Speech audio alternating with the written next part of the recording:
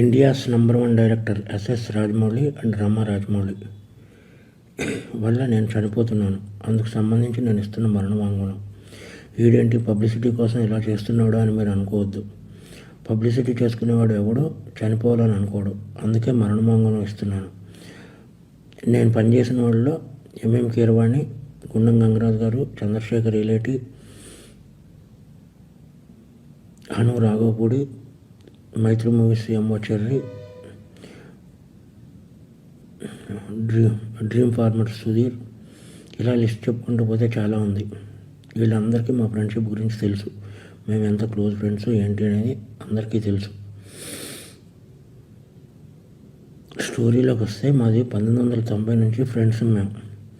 మాది 34 సంవత్సరాల ఫ్రెండ్షిప్.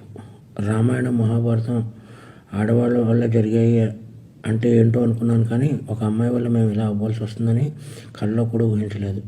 అందరి జీవితాలలోనే మా జీవితంలో కూడా ఒక అమ్మాయి ప్రవేశించింది. ముందు రాజమౌళి, తర్వాత నేను. As it is triangle love story, Arya 2. కానీ ముగ్గురం క్లోజ్ కాబట్టి ఇప్పుడు ఏం చేద్దాంరా నేను రాజమౌళిని అడిగితే, ఏం చేస్తాం, మీరు సాక్రిఫైస్ చేయాలి అన్నాడు. అలా ఎలా కుదురుతుంది, అలా సాక్రిఫైస్ చేయడం కుదరదు, మనం ముగ్గురం కలిసి ఉందాం అన్నాను. అది దారుణంగా ఉంటుంది అన్నాడు. అప్పుడు నేను పెళ్లి చేసుకున్నాను, అప్పుడు నలుగురం కలిసి ఉందాం అన్నాను. అది చాలా చండాలంగా ఉంటుంది, సమాజం ఒప్పుకోదు అన్నాడు.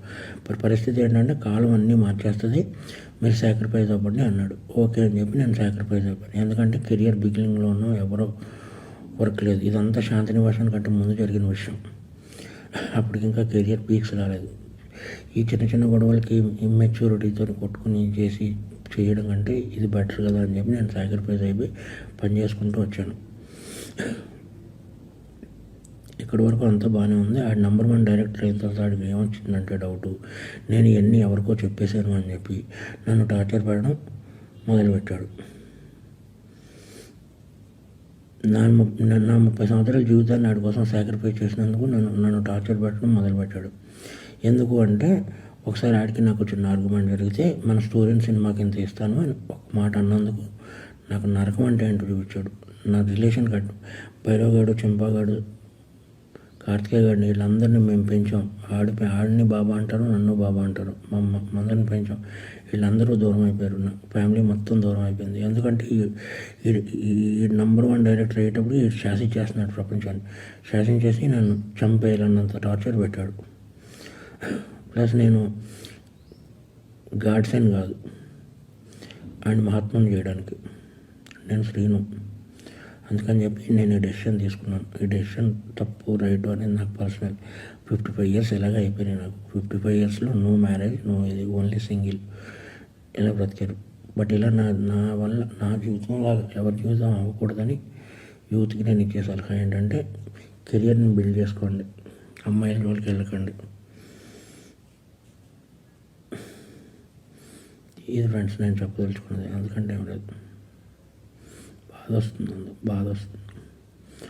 ఒక ఫ్రెండ్ వల్ల నా జీవితం ఇలా అయిందా.